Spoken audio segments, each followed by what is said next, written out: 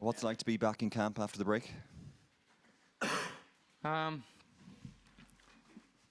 Obviously, it's nice because you're coming on good momentum from the last round of fixtures, and obviously top of the group as well. So looking at the table, it gives you a positive feeling. Look, we've got 4 games coming up now. You'd probably say tougher than the first 4 we've had. So booking on top of the league, it gives a nice positive reaction. So yeah, it's good to be back, and it's look forward to this round of games coming up. Yeah, what is the mindset, James, entering this game against Switzerland? Because obviously we're top of the group. Is there a sense that it's a game that we must not lose, in a sense? No, maybe that's the view from the outside. Maybe that's what you think, but no, we're at home, and like I said, we're top of the group. And we only won. Simple as that. If we won, it puts us in a nice, healthy position. Get under the last 3 games then. So, no, there's only one thing in our mind, and that's trying to get a win on Thursday night. Cheers. James, when you come up against a team that's in and around the top 10, can you take inspiration from games like the Germany game, the Italy game in the recent past? Yeah, of course. Obviously it's obviously nice in the past that we know we can get results against teams like that, but I think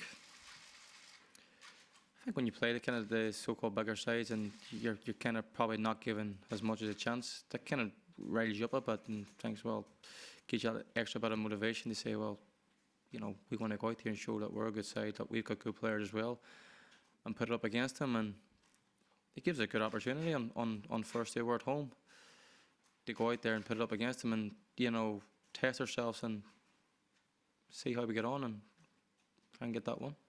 Do you think as a team you're almost at your best when people don't expect you to be getting anything out of a game sometimes?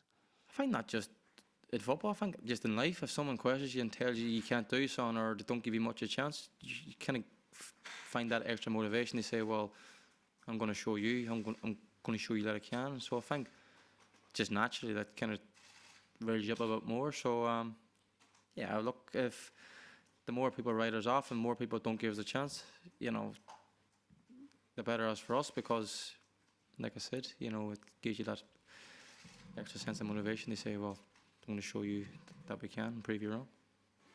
Darren, can I just ask how life is under Jonathan Woodgate at Middlesbrough? Yeah, so far so good. I think we've been unlucky, a few of the results that we've had so far, but lots of positives to take from the games we've already played. Getting used to a new style of football that he wants us to play. And how you found the contrast between him and Tony? Not criticising Tony at all, but are they different characters in the way they go about it? They're both very much hands-on. They take the sessions, and probably the only difference is the style of football. I think under Tony we were a lot more compact and defensive minded, which enabled us to go and we'd stay in games and probably nick some goals. Whereas now we're probably more expansive and open and attacking.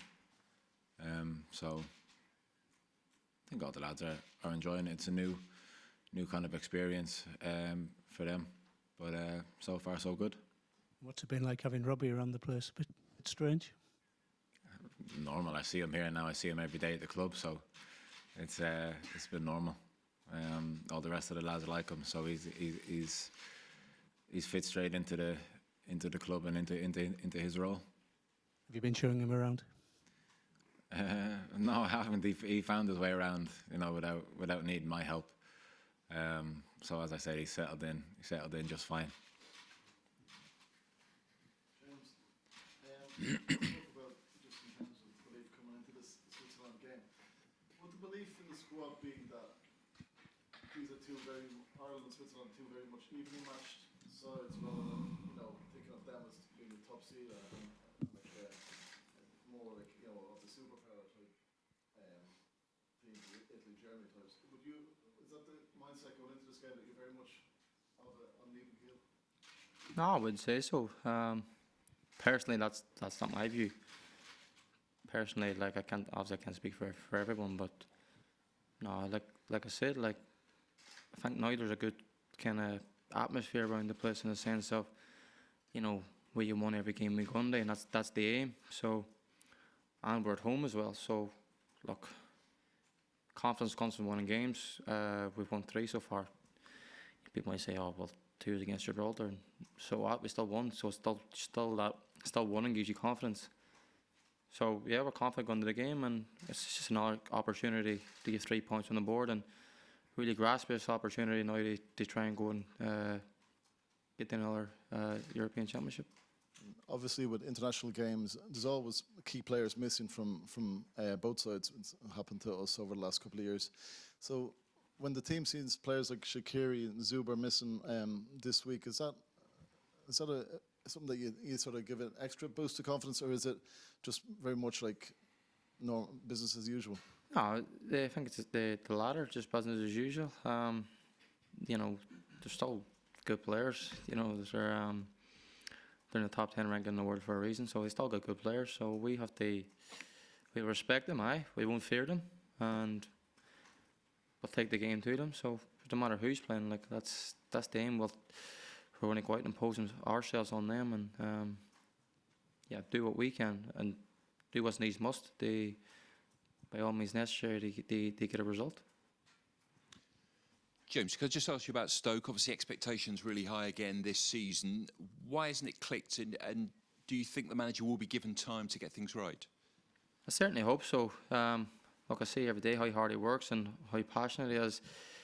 I could sit here very easily and blame the manager, but it's not always the manager's fault. You know, you could say, well, it's Nathan Jones' fault. No, it was Gary Wright's fault before that. Us as players need to look ourselves in the mirror and say, well, maybe there's a reason probably why Stoke's had so many managers in a short period of time recently. We as players need to take responsibility. This season we made a lot of very basic, like horrendous mistakes that led to goals, and you know that's the manager can't envision that when he's named the side and doing a formation. So now look, we need to step up to the plate, show character, and grab it by the scruff. But the managers, look, I like the manager, and I do hope he's given time. But if he's not, and a new manager comes on, then you know, no matter who the manager is, us as the players, we need to take a look in the mirror and say, well, maybe we're the problem. So Darren, can I just ask you a quick question about playing against bigger teams? You know, I suppose teams who will come and attack Ireland, whether home or away.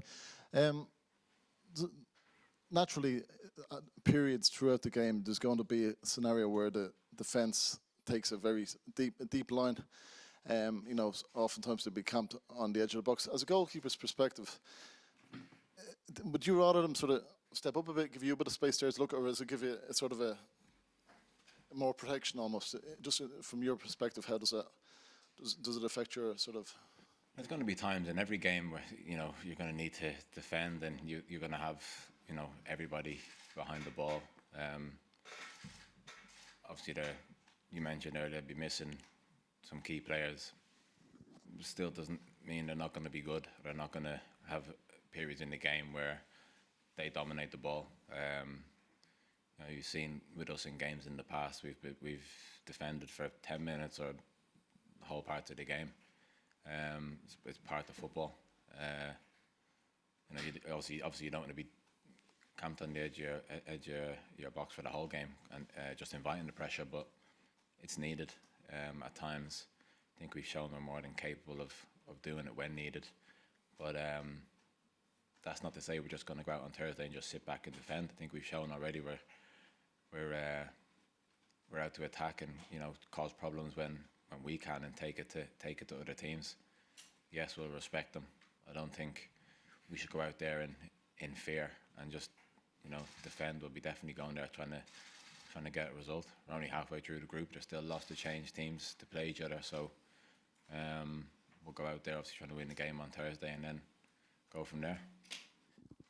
James, do you think from Switzerland's point of view that they'll look at coming to Dublin and getting a point is a good result, or do you think they'll come out and attack us? I think you probably have to ask them ones that. I can't really speak for them ones. I don't know what their mindset is, but yeah, it doesn't change our view on what we need to do. Yeah. What about you, Darren? What do you think?